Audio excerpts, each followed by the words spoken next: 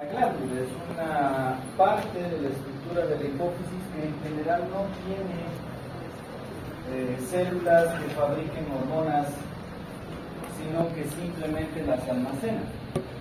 Es la porción más pequeña de la glándula y se encarga de fabricar estas dos hormonas, que es la vasopresina y la oxitocina. Cuidado con los cables. Estas hormonas se van a sintetizar en la parte hipotalámica, en sus núcleos supraóptico y paraventricular, donde prácticamente es el lugar, la zona que va a responder a efectos de la osmolaridad, del volumen, de la presión y demás, para que se fabrique una u otra dependiendo del caso. Y se van a ir a almacenar, como hemos mencionado, en los axones de las neuronas que comienzan justamente en estos núcleos que se encuentran a nivel hipotalámico. Aquí vemos claramente los núcleos supraóptico y paraventricular, justo por delante del tercer ventrículo, y que estos van a ir descendiendo mediante sus axones a la parte posterior de la neurohipófisis, donde van a permitir almacenar estas hormonas. Sabemos muy bien que hay una gran vasculatura tanto en la adenohipófisis como en la neurohipófisis, que nos va a permitir liberar rápidamente y que pase al torrente sanguíneo para que vaya a actuar a diferentes lugares de importancia.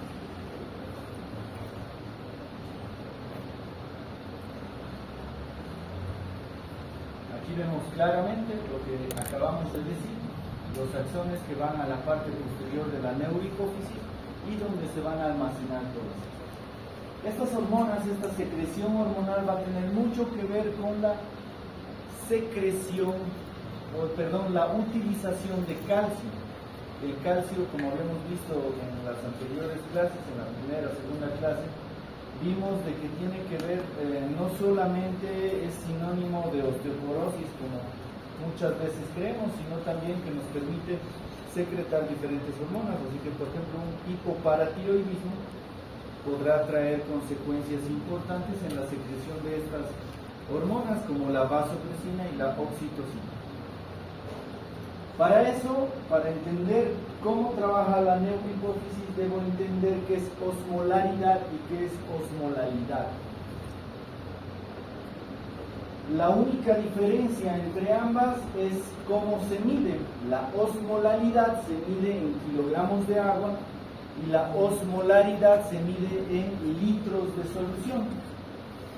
Y ambas tienen las mismas características. Cuando hablamos de las dos, seguramente ustedes van a leer algún libro donde van a leer sobre osmolalidad, u otro libro que va a hablar de osmolaridad. Prácticamente se está hablando de lo mismo, la única diferencia es que va a tener la medición diferente. ¿Qué significa esto? Que es la concentración de un soluto en una solución. Miren estas imágenes, una imagen de la izquierda y una imagen de la derecha. ¿Cuál creen que tiene mayor osmolaridad? El lado derecho. El lado derecho. ¿Por qué? ¿Tiene la misma cantidad de solución? Sí. ¿Tiene la misma cantidad de soluto? La de la derecha tiene más soluto. Por lo tanto, el soluto es el que permite el aumento de la osmolaridad. Si el soluto está disminuido, como en el lado izquierdo, decimos de que es hipoosmolar. Siempre damos el ejemplo de un vaso de agua lleno, y que lo normal de la osmolaridad son 2 cucharas de agua, 2 cucharas de sal, perdón. Si sobrepasamos esas 2 cucharas es hiperosmolar, si disminuimos esas 2 cucharas es hipoosmolar. ¿Sí? Es importante, por lo tanto, cada vez que veamos líquidos y electrolitos, pensar en esos vasos, en esa cantidad de soluto y cantidad de solución. Imagínense que yo tengo esta osmolaridad. Imagínense que es un vaso con 5 cucharas, más de lo normal. ¿Sí? Si tengo 5 cucharas de sal, ¿qué necesitaríamos? Parece una clase de cocina. ¿Qué necesitaríamos para equilibrar la balanza? Más agua, más líquido. Entonces, cuando ustedes tengan un paciente con hiperosmolaridad, ¿qué es lo que le van a dar? Agua. Le van a dar líquido. Si tienen un paciente con hipoosmolaridad, ¿qué le van a dar? ¿Cómo? Más soluto, ¿no? Y si tiene hipoosmolaridad, porque es lo mismo, ¿no? Solo que se mide es agarré. Entonces, constantemente hay un equilibrio de ósmosis de un lado al otro dependiendo de la necesidad. Y muchas veces esto se transforma en patología porque no se puede regular adecuadamente. Por lo tanto, es importante que recordemos estos términos. ¿Alguien puede mencionar qué es osmolaridad u osmolaridad? Estoy viendo la ventana porque quiero ver la luna llena. Voy a estar grande, hermosa, preciosa, así que voy a intentar sacar una buena foto. ¿Qué dicen? ¿Quién define esto? ¿Allá atrás? ¿Allá atrás? ¿El de azul? Bueno, hay dos de azul. Los dos de azul, ¿quién se anima? ¿Cómo definen la osmolaridad u osmolalidad?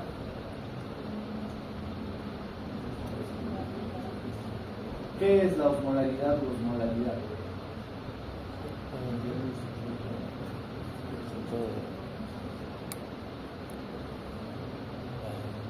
Sería un medio que está en equilibrio entre soluto y solvente.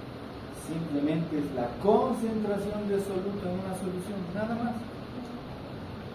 Por ejemplo, si pongo leche con azúcar, tiene su osmolaridad, tiene una concentración de soluto en una solución. Si tengo, no sé, una cerveza, tendrá su osmolaridad. Si tengo un vino, tendrá su osmolaridad. Cuando tomamos cerveza, ¿qué pasa? ¿Qué pasa con el riñón? ¿Qué pasa con el riñón? ¿Nadie tomó cerveza? Dan ganas de orinar. ¿Qué? Dan ganas de orinar.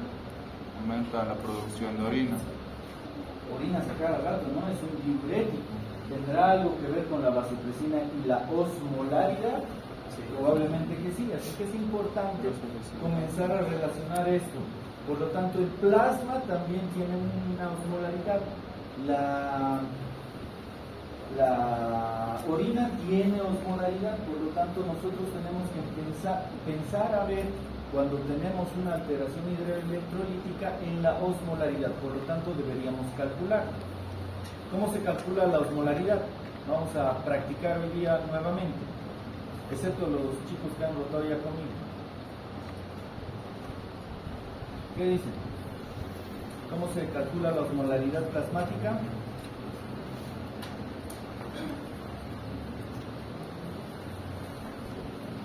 ¿Cómo se calcula? Eso ya lo hemos hablado en las anteriores clases.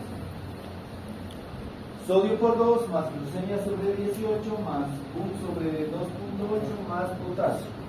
Una osmolaridad efectiva es cuando hablamos de sodio por 2 más glucemia sobre 18. ¿Sí? ¿Cómo vamos a calcular? Les voy a dar un ejemplo. Es sodio por 2 más glucemia sobre 18 más BUN sobre 2.8 más potasio. Esto es igual a osmolaridad plasmática.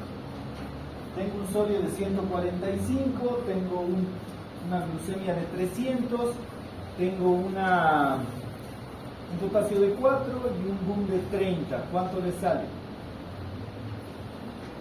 Lo que tienen que hacer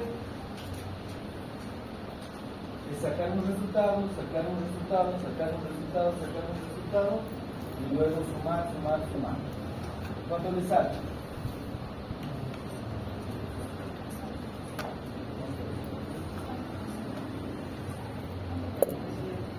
145. Sodio 145, glucemia de 300, potasio de 4 y BUN de 30.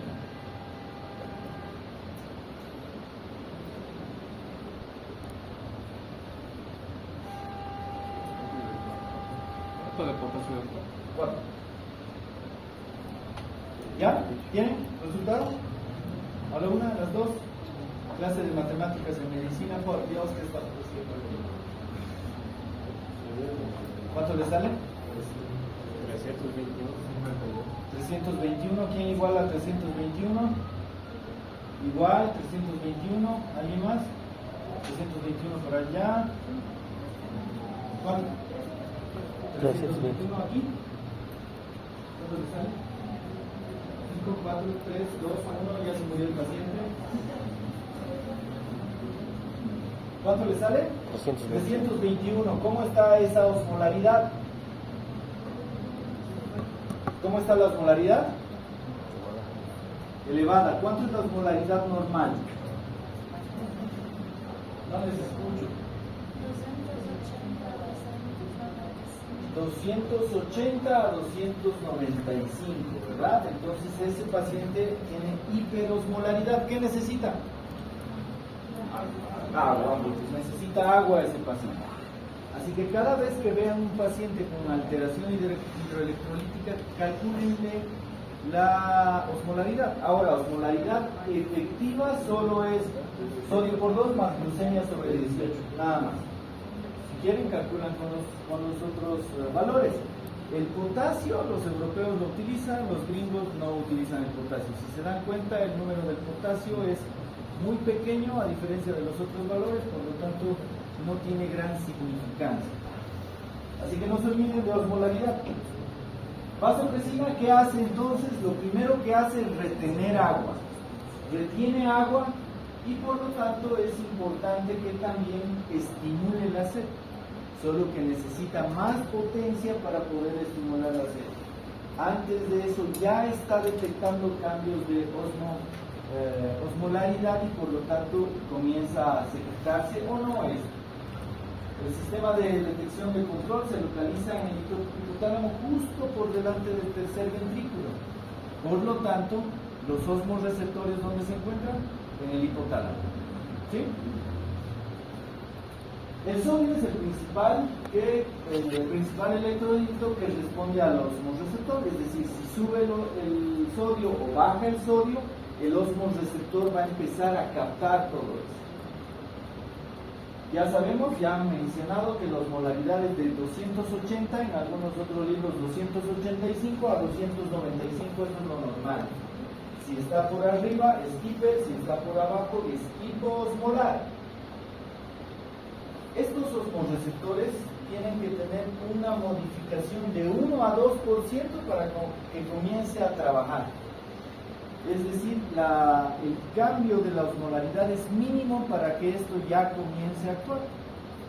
Pequeños cambios pueden provocar grandes efectos, lo mismo pasa con otros sistemas. ¿Algún otro sistema de regulación de la presión, de la osmolaridad y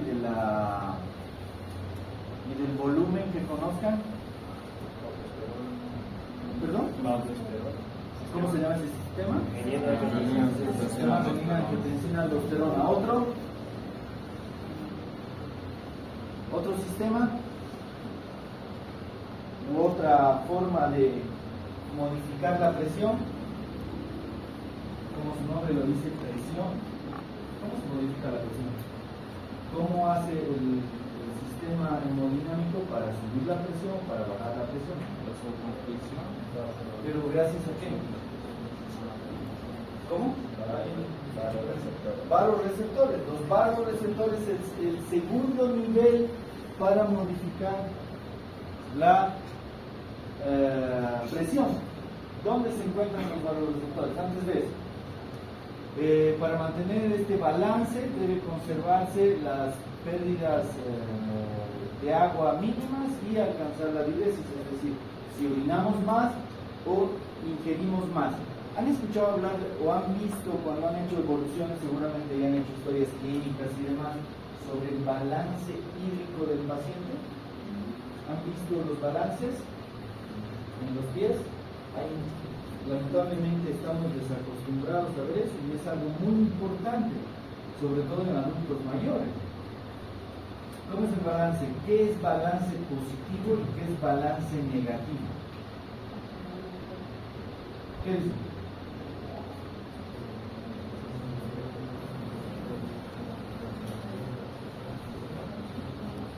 ¿Balance positivo? ¿Balance negativo?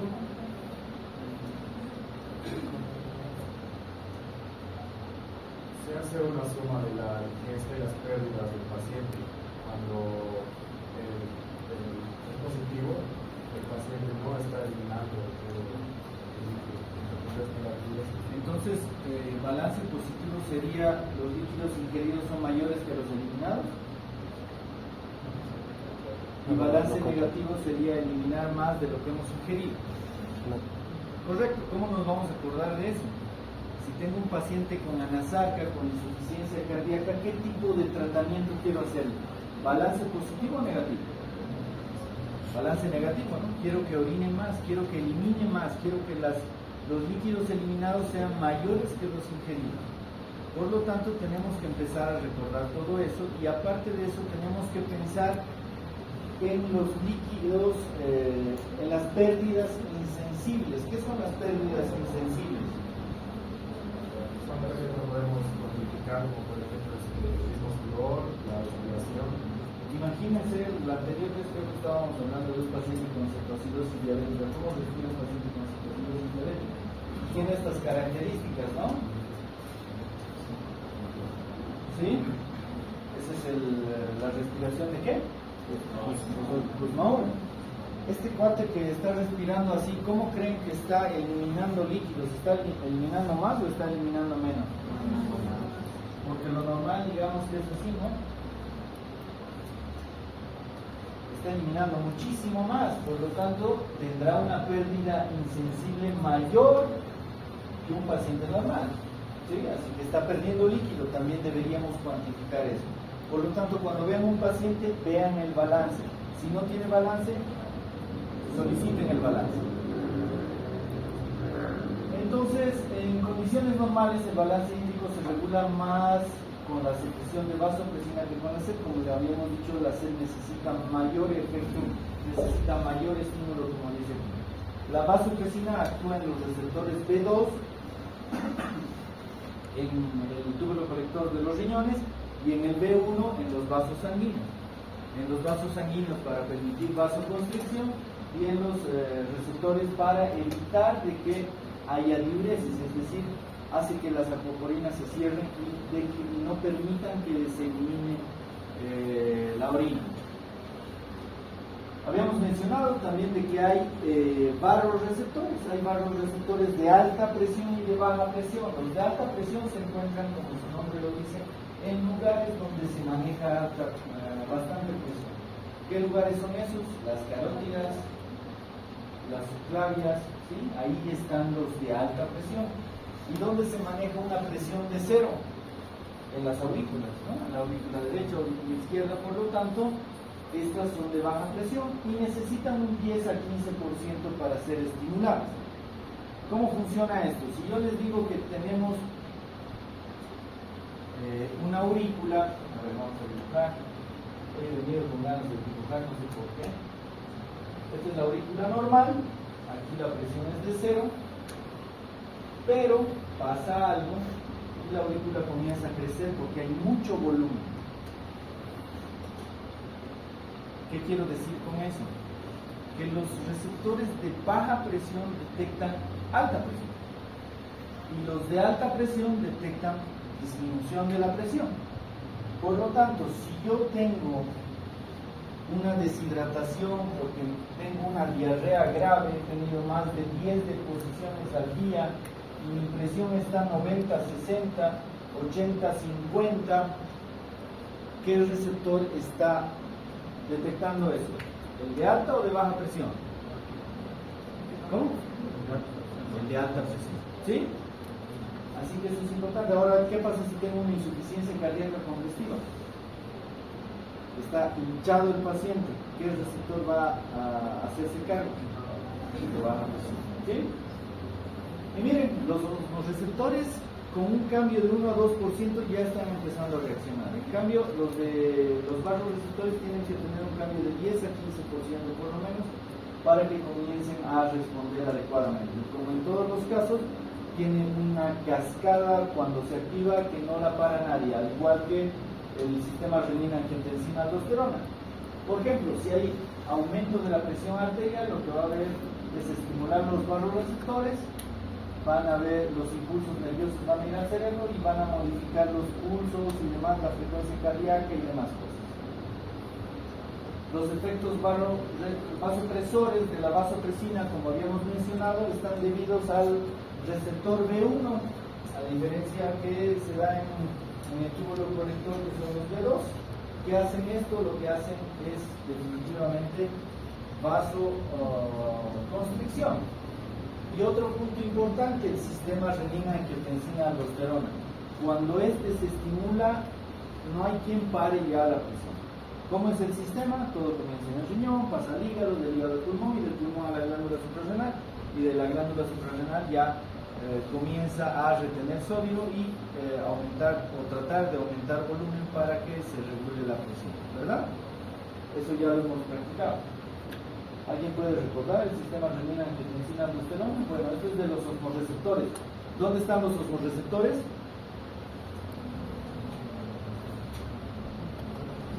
¿Osmoreceptores? ¿Dónde se encuentran los? ¿Perdón? En el hipotálamo, justo delante del tercer ventrículo. Aquí están el centro de la sed. Aquí responden los osmoreceptores por cualquier cambio pequeño que haya. Estos núcleos se van a estimular, van a empezar a fabricar la hormona antidiurética o también llamada vasopresina y va a ir a actuar a los receptores B1 y receptores B2, donde va a permitir vasoconstricción y retención de agua respectivamente hablando, donde va a haber aumento de la resistencia periférica y va a haber aumento del volumen sanguíneo, lo que va a permitir aumento de la presión arterial y también va a estar posteriormente los vasoreceptores actuando si así lo necesitamos o si el cambio es sustancial como de un 10 a 15% como hemos mencionado. Falla el resto de la regulación de la presión arterial, los efectos de la vasopresina recién aumentan. Por ejemplo, una neuropatía autonómica. ¿En quiénes podríamos tener neuropatía autonómica?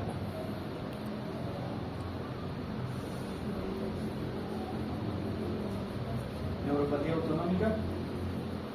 ¿Qué? No. ¿Patología? ¿Una patología?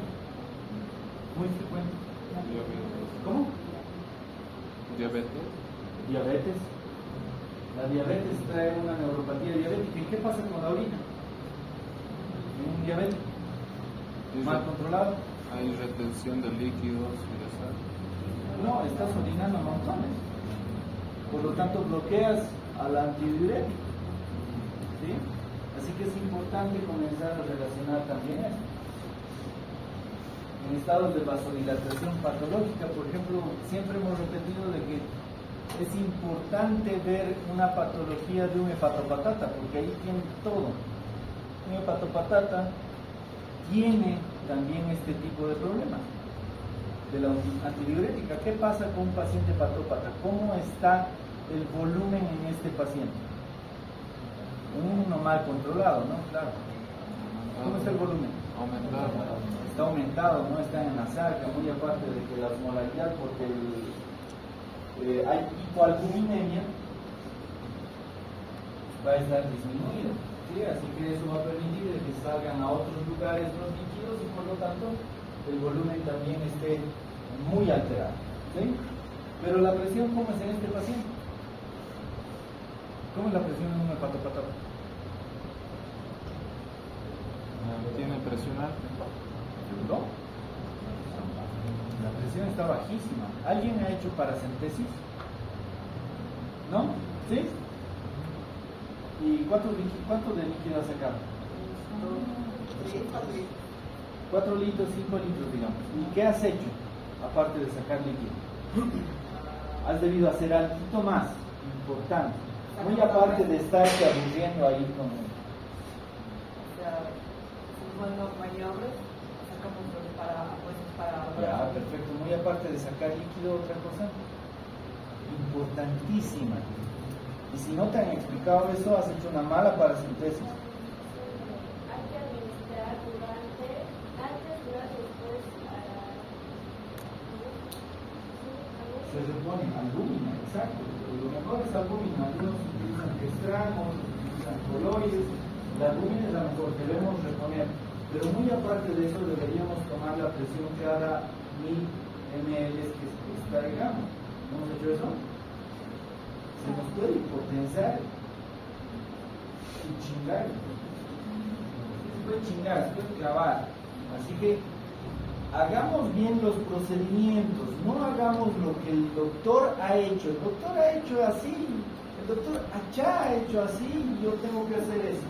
No, antes de hacer un procedimiento, leamos adecuadamente y ahí seguramente van a ver que la recomendación es medir la presión cada 1000 ml por lo menos, porque si se nos hipotensa, ¿culpable de quién? El que ha estado ahí todo el tiempo, ¿no? Así que hay que tener mucho cuidado en los procedimientos que vayamos a hacer. Y la reposición de albúmina es de vital importancia. Si no reponemos, se va a hipotensar terriblemente el paciente. ¿Sí? Perfecto. Tomar en cuenta entonces este tipo de pacientes. ¿Qué pasa con el eje? Por ejemplo, la ACTH también tiene que ver mucho con la vasopresina. ¿Por qué? Porque la ACTH va a ir a actuar también a nivel de la glomerular de la corteza suprarrenal, estimulando la aldosterona. Por lo tanto, la potencia de retener líquido, de estimular tanto la vasopresina como la aldosterona va a ser importante, y por lo tanto la retención de sodio y de líquidos va a ser por dos vías, por dos mecanismos. Y esto es lo que tratamos de entender con esta diapositiva. Interacción de la regulación osmótica y del volumen, el agua que consume según su disponibilidad, y la secreción de vasopresina regula la excreción de agua para mantener la osmolaridad plasmática. La sed como mecanismo de defensa en deshidratación excesiva. Pregunta, ¿alguien ha visto a un niño que no tiene sed y que está sumamente deshidratado? Cuando vean eso, cuando no tenga sed un niño, significa que es algo grave, es algo serio, se está muriendo. ¿Por qué? Porque es un mecanismo de defensa. Si ese mecanismo de defensa que no está bien desarrollado se lo quita más aún, peor, el riesgo es importante, se está muriendo ese paciente, así que actúen rápido con ese tipo de pacientes. Por lo tanto, la regulación fisiológica de la osmolaridad y la presión, como han visto, y además del volumen, son sinérgicas. Entonces, recapitulando, ¿cuáles son los tres mecanismos importantes que debo tomar en cuenta para regular la parte de la osmolaridad, la presión y el volumen? A ver, las de rayitas. ¿Cuáles son los tres mecanismos? La que está atrás. Tres mecanismos de regulación de osmolaridad, presión y volumen. La que está atrás. Tres mecanismos. El que está al lado de azul, a la izquierda, de lentes. ¿Es azul o negro? Negro. ¿Qué dices? Tres mecanismos de regulación de osmolaridad, presión y volumen. La que está. ¿Cómo? Barroreceptores va uno. Osmoreceptores y sistemas renina-angiotensina-aldosterona. ¿Sí? ¿Excelente? Todo eso funciona de forma sinérgica. Entonces, como ejemplo de hormonas sinérgicas, ¿cuáles estarían? Vasopresina y aldosterona. Balance negativo, ya hemos hablado del balance negativo, que es más líquidos eliminados que ingeridos. ¿Cómo va a darse esto? Miren, por ejemplo, en una deshidratación va a haber balance negativo, estoy con una diarrea, casi me sale una palabrota, y eso va a provocar hiperosmolaridad, lo que va a provocar estimulación de la sed, lo que va a aumentar la ingesta, y por lo tanto va a haber restitución de la osmolaridad. Y también va a haber secreción de ACTH porque tienen que tratar de evitar de que se siga perdiendo líquidos, aumentando la reabsorción de agua a nivel renal gracias al receptor de ¿qué número? ¿Qué receptor? B2, ¿sí? Lo que también va a permitir la restitución de la osmolaridad, ¿sí? Eso es lo que pasa. ¿Está entendido? ¿Está claro? ¿Está claro? Cri, ya. Tengo diarrea, me provoca deshidratación, pérdida de volumen, tengo más de 10 deposiciones líquidas. Iba a decir una diarrea del carajo, no están filmando, ¿no? Balance negativo de agua corporal, ¿sí? Es decir, hay más eliminados que ingeridos. Eso va a provocar una hiperosmolaridad. Cuando hemos dicho de que el vaso tiene más soluto que solución, ¿qué necesita ese vaso? Más agua, ¿no? Para que haya más agua va a haber estimulación de la sed a nivel hipotalámico y va a haber secreción de ADH a nivel de neurohipófisis, lo que va a provocar aumento de la ingesta de líquido, tengo que ingerir. Va a haber aumento de la reabsorción de agua a nivel renal, lo que va a restituir la osmolaridad. Así va a funcionar este mecanismo, ¿sí? También van a estar funcionando los péptidos natriurético cerebral y natriurético auricular. ¿Por qué? Aquí hicimos un ejemplo de una aurícula, ¿no? Donde la presión es cero, pero si esa aurícula comienza a distenderse por volumen, ¿cómo va a estar la secreción de estos péptidos? Va a empezar a aumentar. ¿Por qué? ¿Qué significa natriurético? Que está eliminando sodio. Al eliminar sodio, está jalando el agua. No se olviden de eso. Por lo tanto, el cerebro y el corazón, gracias a estos péptidos, permiten eliminar líquido cuando estamos con demasiado volumen. ¿Sí? Y aparte se activa o se inhibe, el sistema renina angiotensina aldosterona. ¿Quiénes se han embarazado? ¿Nadie? Una embarazada. Hemos conversado de eso. Cuando nos embarazamos, cuando se embarazan, no me embarazo yo. Cuando se embarazan, van más frecuentemente al baño. Orinan más. Uno, porque el bichito pesa y contiene la vejiga. La vejiga va a disminuir su distensión, va a provocar mayor necesidad. Pero aparte hay una enzima relaxina que está en relación con la antidiurética que se inhibe y además la placenta fabrica una vasopresinasa, que es una enzima que también metaboliza más rápidamente a la vasopresina. Por lo tanto hay disminución de la vasopresina, lo que permite que haya mayor ingreso. Lamentablemente no sé por qué han quitado, la verdad no encuentro la razón, no sé si ustedes me pueden decir, pero era más fácil entender antidiurética que vasopresina. Porque al decir antidiurética, sí, actúan los vasos, perfecto, pero al decir antidiurética nos estamos dando cuenta de que es antidiuresis. Si está menos la antidiurética, ¿va a haber más diuresis o no? Si está más elevada la antidiurética, va a haber menos volumen o más volumen. Es más sencillo. Así que importante la relación hormonal también. Otra cosa que debemos tomar en cuenta a la hora de ver estos pacientes es esto. Un bichito tiene más cantidad de agua que, por ejemplo, un anciano. El anciano más o menos tiene 50% de líquido. Por eso los pacientes de la tercera edad tienen mayores trastornos hidroelectrolíticos. Se descompensan rápidamente. Una diarrea en un paciente diabético no es lo mismo que una diarrea en ustedes. Ustedes aguantan a lo menos medio macho, pero un paciente anciano no, se va a descompensar rápidamente. Así que hay que tomar eso en cuenta a la hora de ver este tipo de pacientes, porque la hiponatremia, la hipernatremia en pacientes de este tipo es muy frecuente y por lo tanto hay que tomar la debida importancia y solicitar balance hídrico. No es posible que hayan pacientes ancianos sin balance hídrico y eso lo van a ver a diario, así que Ustedes ya van a ser futuros internos, seguramente ya van a empezar a dar indicaciones, o si quieran ver a su médico, no sería bueno solicitarle un balance hídrico por lo menos, para que no le estemos dando solución fisiológicamente cada 12 desde que ingresa, 3 semanas después le estoy quitando la solución y está así hinchado, no se está yendo bien fácil.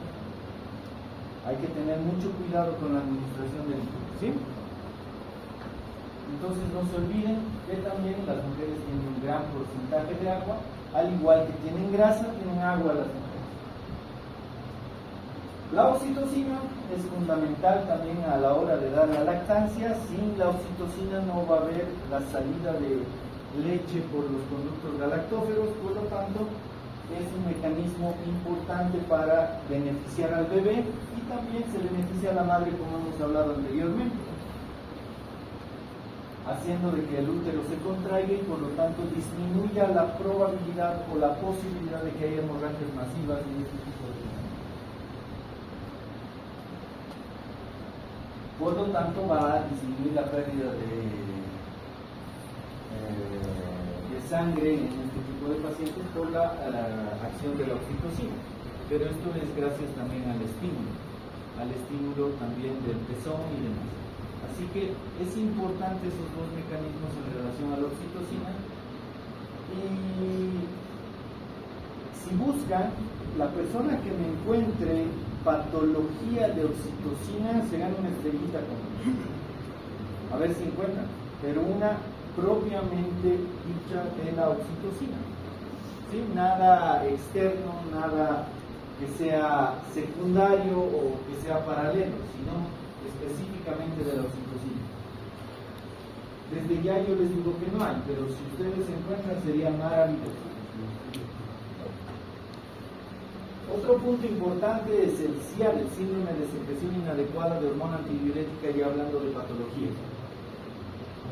Si yo les digo que hay un aumento o exceso de secreción de vasopresina, ¿cómo estaría la osmolaridad plasmática y cómo estaría la osmolaridad urinaria? Antes de eso, puede ser por problemas de tumores y demás. También hay secreciones ectópicas de esta hormona.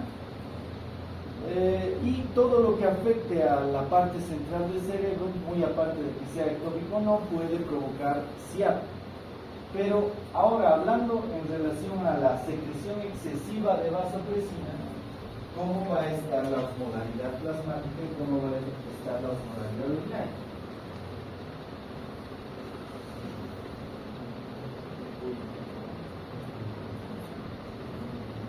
¿Qué dice? El que está atrás de vos, ¿qué se llama?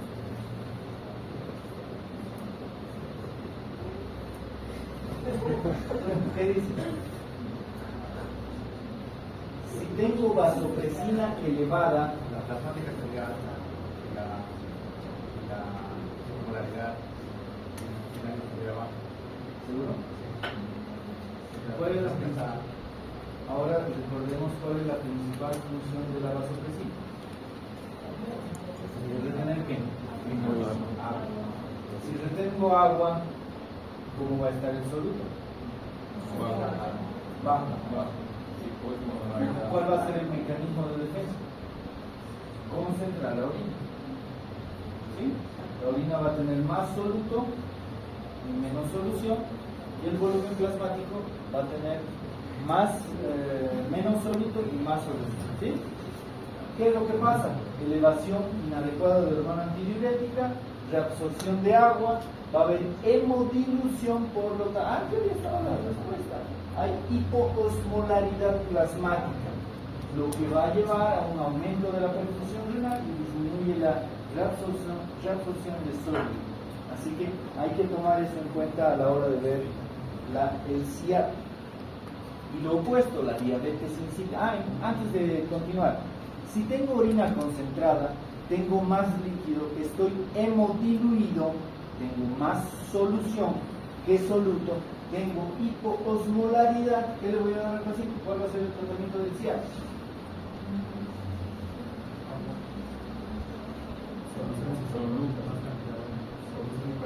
¿Cómo fabricas una solución hipertónica?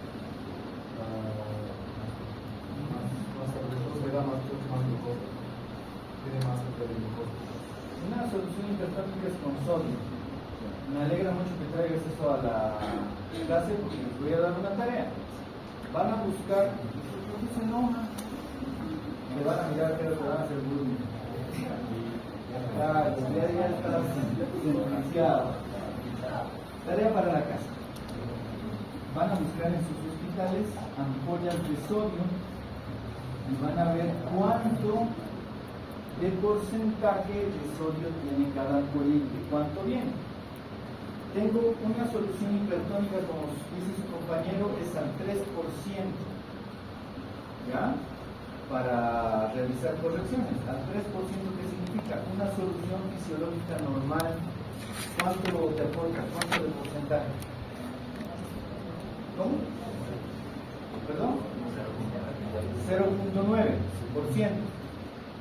Si le doy 0.9 más 0.9 más 0.9, casi llegaría a lo mismo, pero le estoy dando demasiado líquido, no estoy haciendo buen tratamiento. Por lo tanto, utilizo ampollas para agregar a esa solución, a una solución al 0.9 o al 0.45%, ¿sí? O sea, la mitad. Por lo tanto, lo que me van a buscar es cómo creo eso, cuántas ampollas de cloruro de sodio tengo que poner en la solución del 0.9 o 0.45 para crear una solución del 3%. A ver si buscan, sería importante. Es una regla de teoría.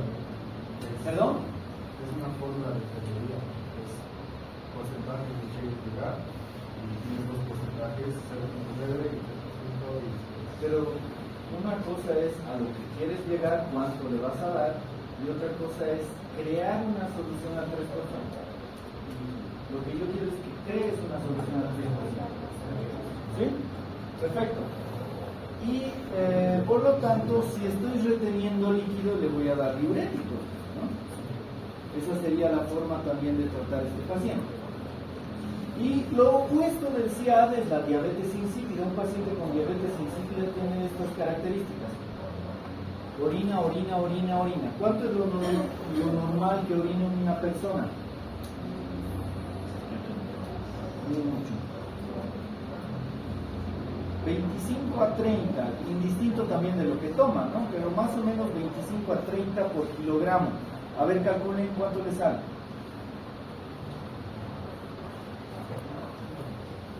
Y luego, según ese valor, calculen con 60. Ya salió, nada.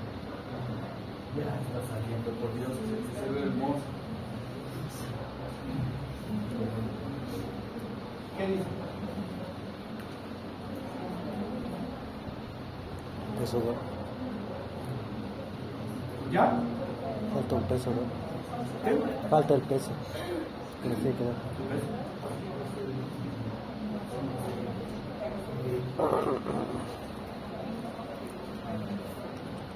¿Ya calcularon? Sí, ¿no? ¿Cuánto? 1600. Lo normal. 1700. Y con 60.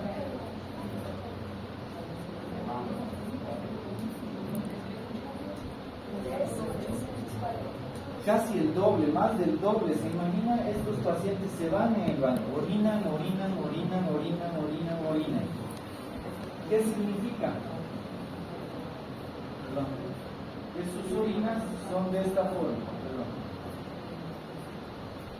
Esto es lo normal y su orina es agua, agua. Es lo mismo que pasa con la cerveza, ¿no? ¿Cómo está la orina cuando estamos tomando cerveza? Se transforma de esa forma, ¿no? Perfecto. Hay 5 mecanismos relacionados a la diabetes insípida. El primero, una incapacidad del eje hipotalámico hipoficiario para secretar orina. Digo, para secretar vasopresina. La diabetes insípida nefrógena, una patología renal que puede traer consigo una diabetes insípida. Una diabetes gestacional, gracias a estas enzimas, excitocinasa y vasopresinasa. La polidipsia primaria, seguramente también han escuchado de la potomanía, que es similar a la polidipsia, pero no es lo mismo. Potomanía no es, como dijimos el otro día en clase, no es manía por el poco. Potomanía es manía de beber líquido. Tienes ganas de tomar, pero es un problema psiquiátrico. Es una patología psiquiátrica. ¿Sí? A diferencia de la polidipsia, que es algo fisiológico. Necesito tomar agua porque mi sistema mi área de la sed está siendo estimulada, porque hay los osmoreceptores y demás están actuando. Pero la potomanía es algo psiquiátrico y está como cuarto punto. Disfunción de los osmoreceptores como tal, también por alguna patología hipotalámica. ¡Wow! Es increíble eso. Así que hay que tomar muy en cuenta todo eso. Manifestaciones clínicas, ¿la han visto? Increíble. Ahora sí. Uy. Es un día perfecto para hacer brujerías. Pobres ginecólogos. ¡Ah! Verga. Excelente. Dentro de las manifestaciones clínicas encontramos la diabetes insípida central, que puede ser por TEC, cirugías y demás. Encontramos poliuria, polidipsia, hipernatremia, disminución de volumen.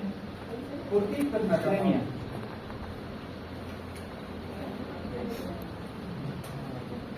Porque hay gente, como se está eliminando líquidos, hay mayor concentración. Y no responde tan rápido, ¿no? Así que es importante. ¿Y por qué? ¿Dónde está? No lo veo. No lo veo. Bueno, luego les digo. Es importante que relacionemos todos estos signos a la hora de ver un paciente con diabetes insípida. Por lo tanto, el balance hídrico en estos pacientes es vital. Por una disfunción de osmoreceptores, ausencia de sed, vasopresina normal, hipovolemia, hipotensión y deshidratación crónica. Generalmente, si se dan cuenta, esto es muy frecuente en ancianos, no solamente en pacientes que tengan problemas a nivel central. La diabetes insípida puede estar relacionada a estreñimiento, fiebre, poliuria, fármacos, mutaciones genéticas, entre otros. La diabetes insípida gestacional, por todo lo que hemos mencionado, esas dos enzimas que son importantes y sobre todo la vasopresinasa, que va a metabolizar rápidamente a la vasopresina y por lo tanto se va a eliminar rápidamente. Y la polidipsia primaria, que está en relación a la potomanía, que es una enfermedad mental grave, va a estar asociada a un ácido úrico disminuido y el diagnóstico es fisiológico y etiológico. Entonces, ¿qué hacemos cuando tenemos este tipo de pacientes? Tenemos entonces una osmolaridad baja, ¿han visto el vasito de agua? Tenemos una osmolaridad plasmática elevada y tenemos hipernatremia. Por lo tanto, ¿cuál es el tratamiento? Utilizar un agonista de vasopresina. Entre ellos está la desmopresina, que es un excelente medicamento. También se puede hacer pruebas de supresión de agua, pero antes de mencionarles esa prueba de supresión de agua, quiero que vean esto. Miren, aquí está lo normal, aquí está la diabetes insípida parcial, aquí está la polidipsia primaria, aquí está la diabetes central completa y aquí está la nefrógena. ¿Sí? Y aquí se administra desmopresina. Si ven este cuadro y yo les digo a qué diabetes insípida no deben administrar o desmopresina porque no funciona, ¿qué me dirían? Nefrogénica, exactamente.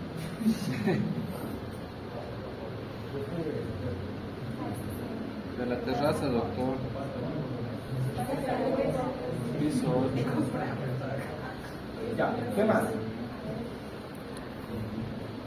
Esta prueba de privación de agua se refiere a que generalmente es mejor en el día, porque si no vamos a estar de sueño. Se toma el peso, se suspenden los líquidos, se mide cada litro de líquido eliminado, se mide la osmolaridad y el volumen, y este examen va a ser positivo si hay diferencia de menos 10% de la osmolaridad y menos 2% del peso corporal. Si tiene eso, va a significar positivo. ¿Sí? Entonces vamos a administrar diferentes soluciones hipertónicas al 3%, miren la imagen, esta es una solución hipertónica, ya lo van a mencionar seguramente en la siguiente clase. Se puede solicitar exámenes para ver cómo está la hipófisis, eso también es importante, la silla turca, el hipotálamo, el tallo hipoficiario, tumores, pinealomas, un montón de patologías centrales pueden asociarse a diabetes insípida. ¿Qué debemos hacer entonces? Primero, sustituir luz. Y segundo, se debe utilizar un análogo de la vasopresina. Por lo tanto, si tengo un